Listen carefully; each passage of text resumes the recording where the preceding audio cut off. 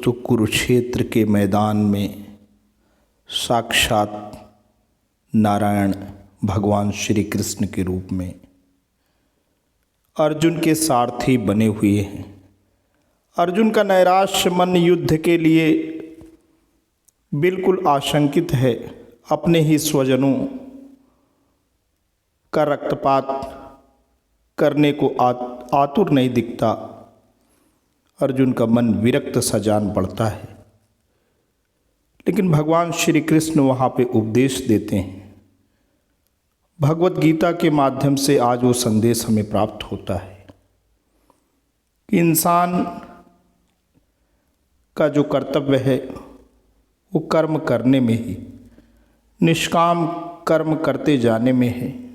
फल की आकांक्षा रखना किसी भी प्रकार की विवेकशीलता नहीं। आज की जो कविता है पर्वतारोही, हिंदी के सुविख्यात सुप्रसिद्ध कवि श्री रामधारी सिंह दिनकर द्वारा रचित है।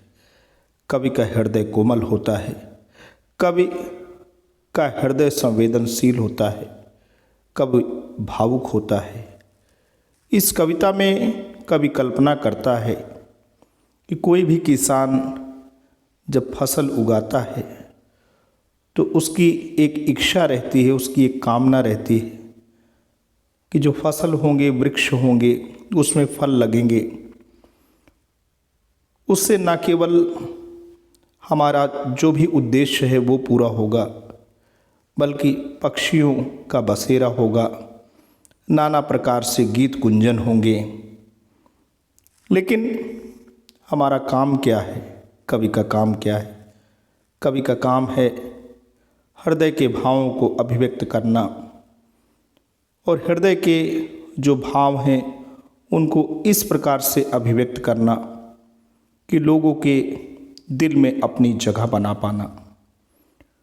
तो एक राष्ट्र कवि भी आशंकित रहता है। एक राष्ट्र कवि जैसा शख्सियत और विराट व्यक्तित्व भी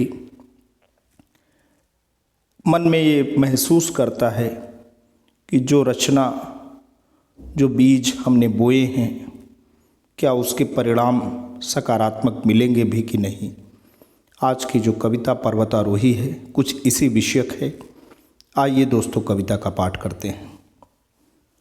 मैं पर्वतारोही हूँ, शिखर अभी दूर है और मेरी सांस फूलने लगी है।